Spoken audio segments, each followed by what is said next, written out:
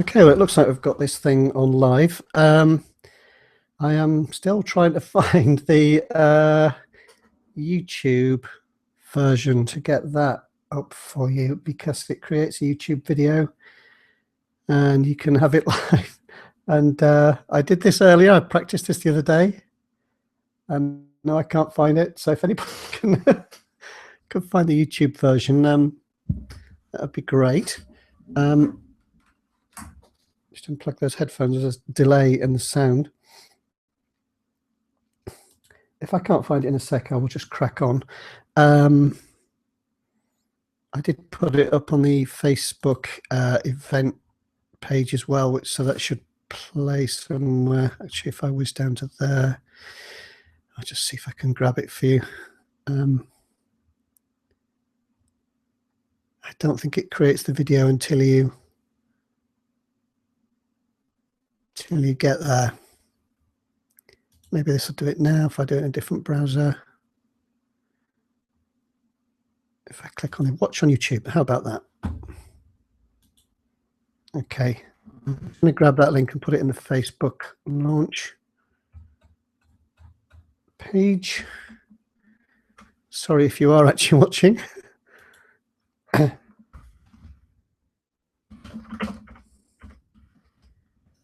I'll make sure I can find the questions. If you're looking at this, if you go to the Google Plus version, there is a Q&A app there where you can actually answer questions and see. Sorry, I can answer questions. You can ask questions. Otherwise, you can try doing it on Facebook. If I post that, hopefully that's working. Yep, I won't play it now. Otherwise, I'll be sitting there looking at myself with a delay. But it is up there, so it's on the Facebook Trespass launch party page. Now there is a question came into the Q&A app. Oh gosh, which is here somewhere. Press the Q&A button. Sorry, I got a bit of a cold, so I'll do my best. So I had a question from Anita, who's a really good supporter for quite a while now, so that's great. Hi Anita. Hello. And it says that she'd like to know if we can watch it later, which you can, because it creates a YouTube video as you do it.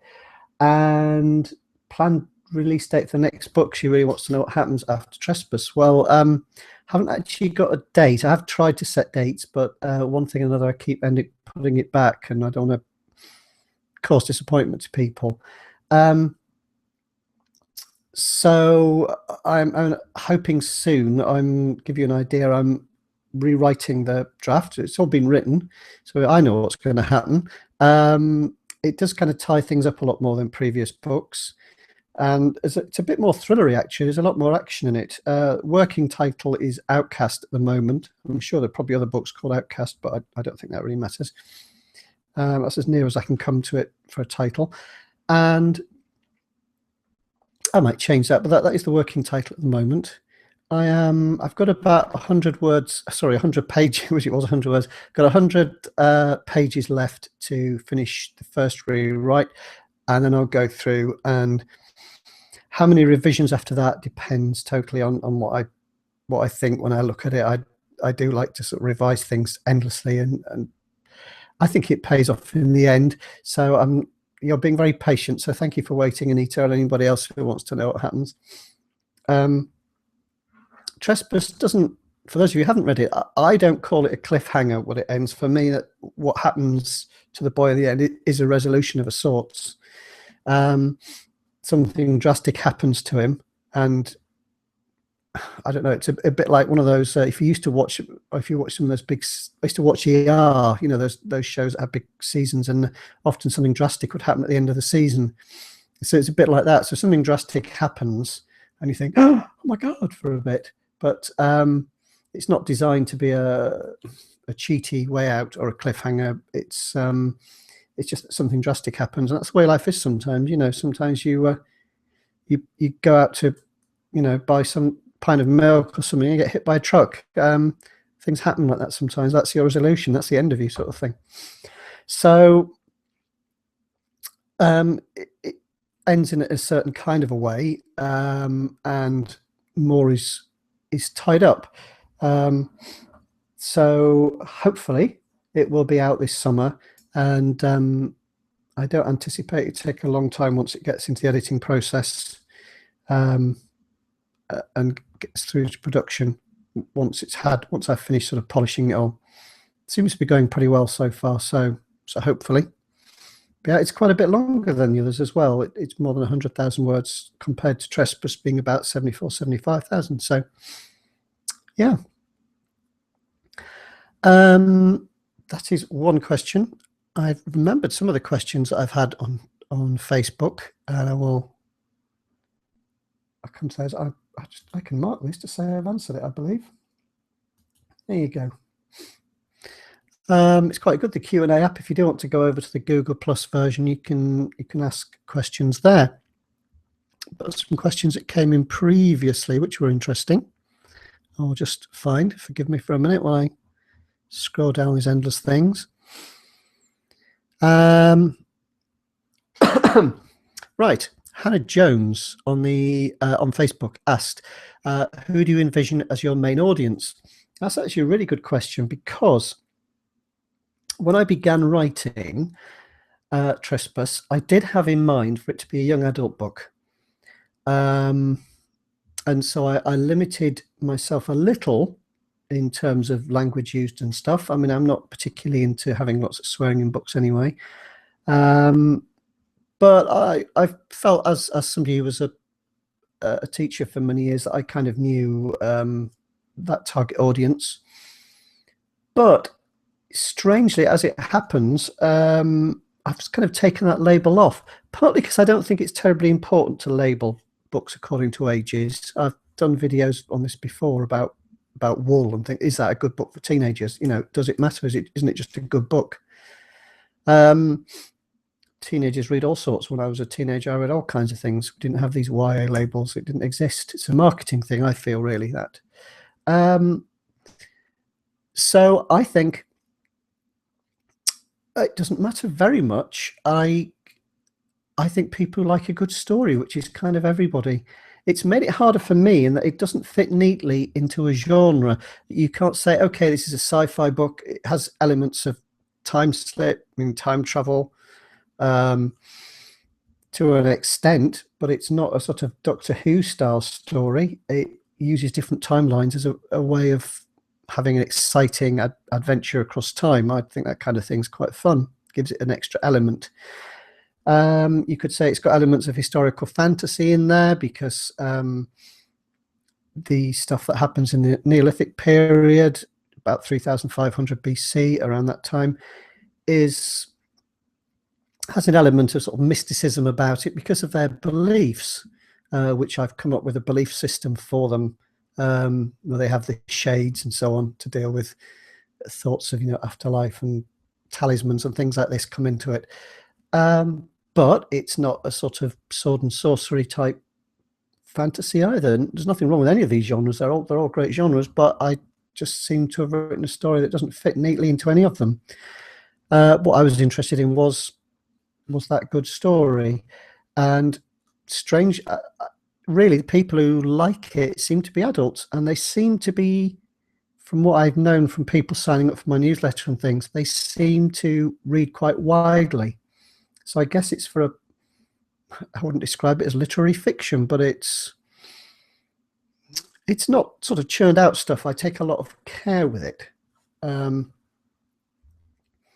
So I think anyone who likes a good story, likes a bit of something they can get their teeth into, something that's, if you like things that are quite complex. I really like watching those kind of dramas and things. They used to do this on the ER quite well. They would start at the end, and then they would replay the whole episode over an hour. You'd kindly find out how they got to that end. I like things like that. I like the classic, is it Double Indemnity, the one that ends up with him lying dead in a swimming pool? Somebody would probably correct me. It's one of those classic noir style films where the character begins lying face down. Double Jeopardy, or do I mean? No, I don't know. Sorry. Quite a film buff race. That's a bit embarrassing. Okay, so main audience, really hard to tell, but a really good question. Sorry if if I fudged that a bit, but that's probably as near as I can do. DM Kane, really great supporter, and probably my first fan, I think, somebody who really liked the book and championed the book early on, which was great. And and she's really good work with the Phoenix Project as well that she's done. So, and she's been along in the Facebook event. So thank you very much for that. Are there any the locations, i.e. the quarry, inspired by significant places in your life? And I've put a little video up on the Facebook page and on my YouTube channel to show you some of the things that inspired Trespass. And partly it is, I mean, we did, in my young day, it makes me sound old, but we did used to play in all kinds of places. We spent all day out playing in fields and things. And one of the places we played was like an abandoned quarry, which was used as an illegal dump. And there was, at the time, it's been cleaned up a bit now, but there was at the time, leaking chemical drums and lots of broken glass and all kinds of rubbish like that lying around. It was quite small, it seemed big to us.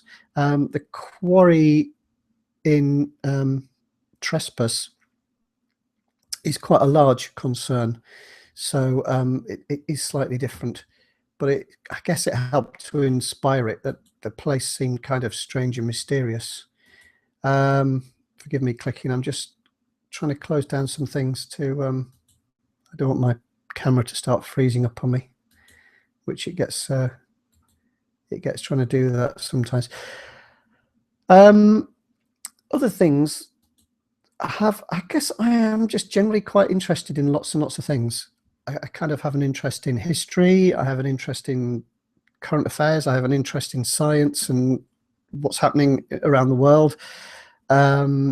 I kind of get a butterfly mind, you might say, but I'm kind of into all sorts of things. So if I go to a museum and see some fantastic flint axe heads or wonderful little shards, thousands of years old, of flint tools made by a hand, I kind of think about what it would be like to be those people, to spend the day in their shoes fighting for their survival, to stay alive with really basic materials of the wood you've got from the trees around you and rocks from the earth, and that's all you've really got to work with. So you eat what you can catch or scrape from the ground. You live quite a basic life, and I think that's quite interesting to think how that would influence the way that they lived, the way they thought, every aspect of their life. They're quite short lives, I believe, was affected by that. And it's quite interesting to here in the UK we have a lot of old sites which I quite like to visit, so it's quite interesting to touch a stone wall that has been there for 500 years or something. It's just quite incredible. I know people who live in houses that are 400 years old. So all that stuff, I think that gives you a sort of depth of history that surrounds you. It's kind of all over the place. And I grew up in Pickering in North Yorkshire, which has some quite old things, very evident. From the garden where I grew up, we could see the castle, which is a Norman castle, quite a complete castle, place we visited often. So I mean, you could see it most days from the garden. And it's a lovely castle, well worth a visit. There's a church there with some incredible medieval paintings on the wall. There's a working steam railway. There's so kind of the history was all around me growing up. As I say, it's a stupid place to play, but the quarry, I think, perhaps stuck in my mind because it seemed to me quite we didn't play it all that long. One of my friends actually did hurt themselves, and so we lost a bit of the will to go in there after a while. But I guess we were boys. We liked to climb on things and scramble up things. So no harm done in the end. My friend was okay. I believe it was okay in the end. So there are those inspirations. Whether I got inspirations from other things like books and films, I can't really say. Perhaps others will say, "Oh, this is like such and such." I was a bit devastated when I'd heard of Kate Moss's Labyrinth book, as being a time slip. But well, I didn't actually know that. I didn't really know what it was about, and I read it after I'd written Trespass.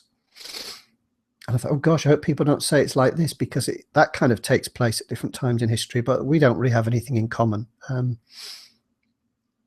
Much as I admire her work, and I love those books, really fantastic books.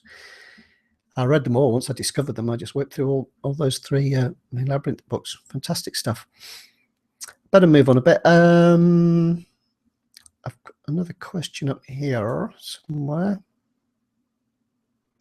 Lisa, who again been a really great sort of friend and supporter from early days. Lisa Veldkamp says, as the author, to which character you feel the most connected? That's another fantastic question, because in different ways I feel connected to different characters, because they represent different stages in my life, in a way, if you see what I mean, or things around me. There's a whole thread which I haven't really mentioned much in 1939, in the outset of the Second World War in that year, of course. And my dad was very much of that generation. He served in the Second World War. And so I think I was thinking of those guys, those men and women of his generation. It was quite nice to write a character that had a hard life but didn't complain, you know. We're very soft these days, I think, compared to people who were alive just then. We complain about, you know, when we have to, the price of petrol for our second car and things like this, you know. If something goes wrong with our internet, we moan about it. And yet there are people there who've lived through the most awful things happening to them, being called up to fight and taken away from your family and your loved ones, and perhaps never coming back. And they coped as stoically as they could. I think they lived through hard times, and my grandparents as well, you know, lived through hard times, but were always cheerful. So in some ways, I kind of connect to those. I guess the person who's a little bit like me, I guess, would be well, it's not the present day, it's 2010, that thread is set in. And the main character's called Jake. He's one of the main characters in the whole series.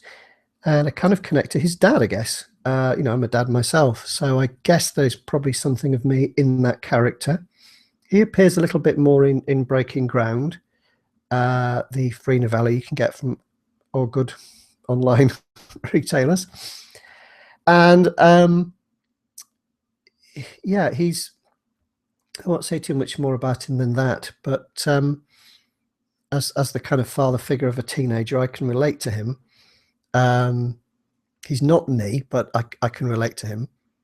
On the other hand, I guess when I was writing Jake, I found it was quite interesting that it dragged up a lot of memories for me about what it was like to be that age and to go off and have friends at school. And you know, there's kind of days when you like to muck around with your friends and have a joke, and you have to tolerate, you know, trudging through lessons that you might not like and doing your homework, and you're changing relations with your parents as you grow up and go through your teenage years. I think that's quite interesting. A lot of stuff, perhaps if it feels, I hope it makes it feel real when you read it, because it felt real to me when I was writing it. So I guess I kind of relate to all my characters in a way. If you don't, I don't think you can write them. It's almost a bit like what a lot of actors talk about, I think, where they almost lose themselves a bit.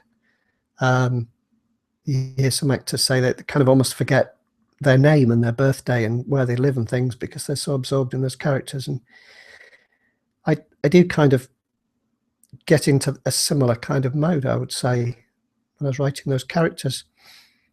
I hope that answers that question a bit for Lisa.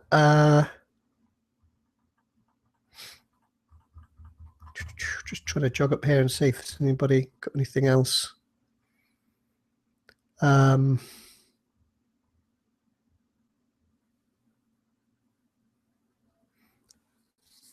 Stuart Bent has also been a great help and written reviews on Amazon. Has asked a question which I'm not sure if it's for me or not, so we'll pretend it is Stuart, because it says, "Is this my first book under the Book Trope banner?" And it is, yes.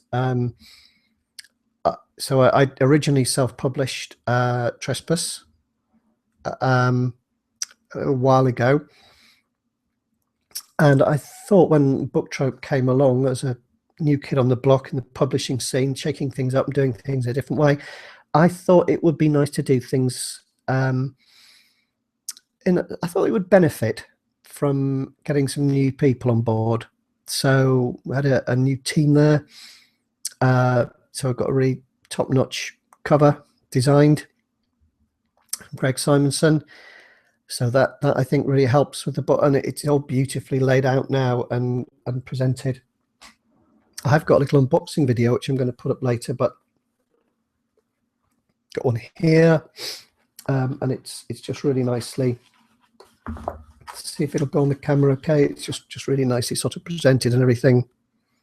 Got a little graphic on there, so that they did a great job of putting that together. And it had another edit and a bit of a polish.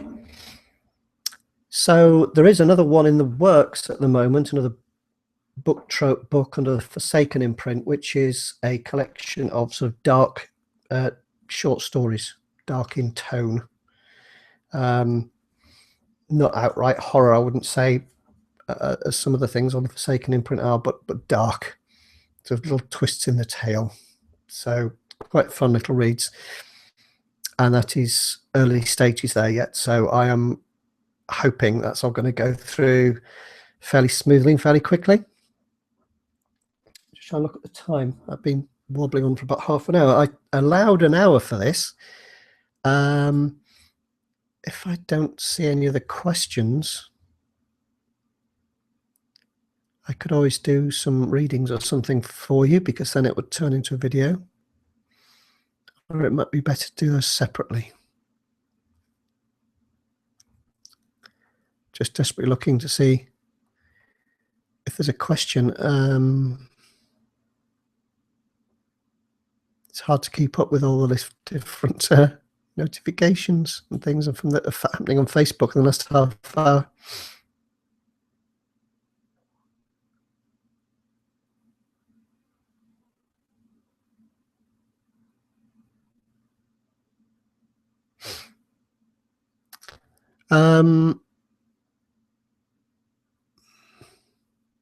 Yeah, there's been a bit of a question. I think I explained this in the other video. There's people asking about this book 2, book 1 thing. Excuse me. Let's have a sip of my drink. Star Trek mug. Okay. This is kind of in the other video, but in case you don't feel like watching the unboxing video, originally there was one book, Trespass, put out. And then after a while, I wanted to help people to find me, really, as a new author. So I had the idea of writing a prequel. So it was written afterwards. And it was quite tricky because I had to make sure it didn't spoil anything of Trespass if you were going to go on and read Trespass. So there hadn't to be any spoilers. But if you'd already read Trespass, I would have still wanted people to be able to read it. So I wanted to create an add-on, a bonus kind of story, which you might think would be okay. But when you've got 4 different timelines running over a period of 5,000 years, and then you add that into another book with another set of timelines with some of the same characters and some of the same locations, and you have to make it all fit together. So I did brand for a while. I branded and labeled, if you like, Breaking Ground as book 1 and Trespass as book 2, because I thought it would be simpler for people. But then I realized I could be causing confusion, and so I've since relabeled them. Since the Book Trope edition, Trespass is now labeled as book 1 because it's the first novel. And the other thing, I didn't want people to feel cheated. I didn't want them to think, oh, here's book 1. Oh, hang on a minute, it's only whatever it is, 12,000 words or something. It's some people would call that a short story. Some people call it a novella or a novelette. It's 12,000 words. It's pretty short. It's a quick read. and I wanted to get that out there for free. So, you know, it doesn't matter that it's short. It just doesn't cost anything for anybody to have a taste of my work, and it is all out there free now. But so that is now labeled as a Darkening Stone story, because I think that better reflects what it is. It was never episode 1. As I say, it was written afterwards, and it's not, this isn't exactly a serial.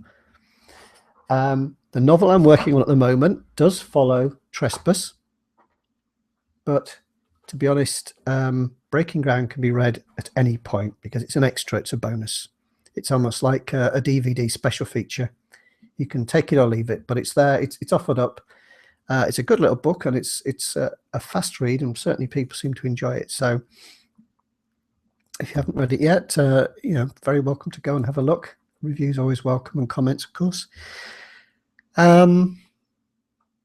So it has been very carefully done to have no spoilers. So fear not.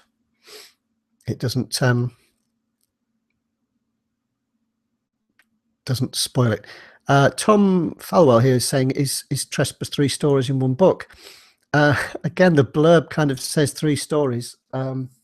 It did used to say 3 men, I think, or 5 men or something like that, but it gets a bit confusing because there's actually quite a lot of people in it. No, it's not 3 separate stories. They are told chapter by chapter, really short chapters, so it's a fast read. So you go through, chapter 1 might be 2010, chapter 2, 3500 BC. There's different threads in 3500 BC. And then there's, after a while, you suddenly get plunged to 1939, and you have that thread as well. So you are kind of going backwards and forwards. As I mentioned before, it's a bit like one of those ER dramas, you know, where you keep seeing, they keep going into flashbacks, and you can think, oh, that's how that happened, and that connects with that, and that leads on to that. And you gradually, you come to understand it by the end of the episode. It's a bit like that. They come together. It looks like they're not going to when you're reading it, I hope. It's kind of to fool you a bit, but they do come together. It's hard to explain, but perhaps the best way is to grab Breaking Ground for free. It probably wouldn't take it. I think most people would probably read it at a sitting almost. 12,000 words does not take long at all to read through, and you get an idea, because I wrote it in my style, my flavor of writing, and it has those little bits, and there are some little tricks in there to wrong foot you, I hope. And it does cover different sections, so you get a Neolithic section and a more modern day section, and it does link in actually with the other books, but there are connections there to see, but I hope they don't spoil things. I really hope not. I think DMK put a nice comment down here saying it didn't matter. She enjoyed it, and it didn't spoil it. So that's good. That's job done then. So sorry for any confusion, but I have no intention of changing it again. This is book 1, Trespass, a proper book, and then Breaking Ground is much shorter. It is available in paperbacks, to give you an idea. It's, you know, a slim volume, but that's there as well.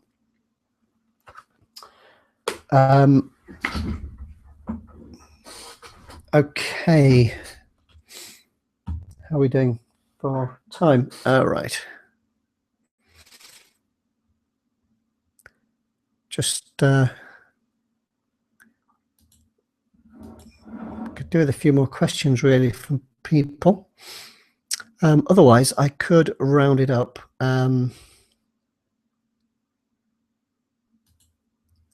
Just trying to see, because people are doing different things at different places. Oh, people are tweeting things. Oh, that's nice. Thank you very much. And it's nice while I'm here as well, just to say thank you to people that reviews and things that I've had. Been a few reviews, but certainly really, really massively appreciated, because they've just been so nice. for Breaking Ground and for Trespass. Been really lovely reviews. And there's only one negative one that somebody commented, Breaking Ground, that they ordered the free ebook off Amazon. They say they didn't get it. I don't know how that could possibly happen, but they gave me a 1-star review. Like it was my fault. Like I work at Amazon, and I said, "Oh, here's the file. Put it, manually feeding the file down the internet to them." So I guess you got to laugh. Really, it's not a reflection on the book anyway, because they do say in their 1-star review that they never got it, so they clearly haven't read it.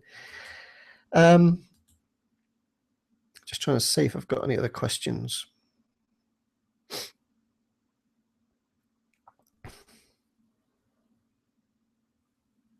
Oh, some nice comments as well from today. I can't sort of mention people. I've kind of been a bit all over the place. I've been trying to write up things and comment on things at the same time, and keep a track of the notifications. So I think I'm glad this seems to be working. I did say I would do some readings, and I was hoping to do this earlier. What I might do is wrap this one up, take a little break, and then quickly come and do some readings, because even with my silly cold that I've got in my throat, I'll have a good stab at doing some readings, and then you won't have to sit through, if you just want the readings, you won't have to sit through the question and answer.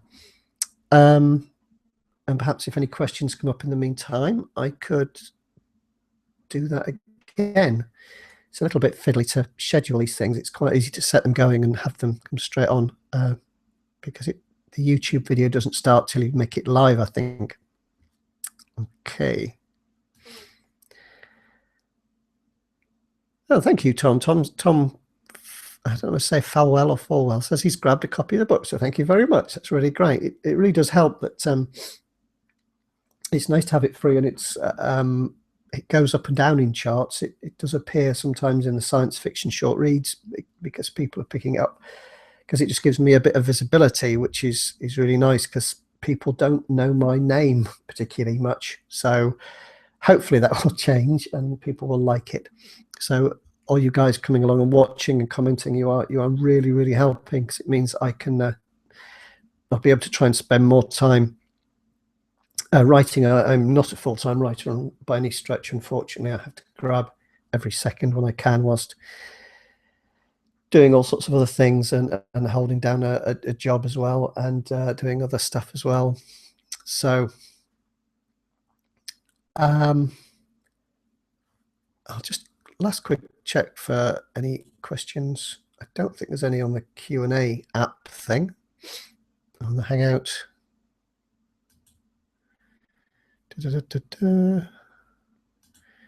Oh, it's just sorry, just trying to check. Don't hate somebody to be sitting there going, "Oh, you haven't answered my question."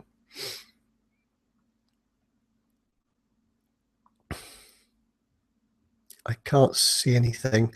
I do have another little video to pop up that I did, an unboxing video, in which I probably repeated myself a bit, but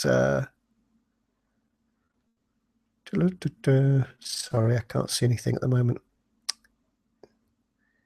Okay, I will stop for the moment then, and then I'll have something to, I'll read you some extracts, because it's nice reading, and if I make a mistake, I'll just have to keep going, because it'll be live, so that'll be fun. Okay, so I'll stop for the moment. So it's stopping a bit earlier, but I wasn't quite sure how it was going to go. So thank you very much for watching and listening, and asking questions and commenting and sharing and tweeting and jumping up and down and doing whatever it is you've been doing. And if I could send you a packet of chocolate biscuits through the internet, I would. So thank you.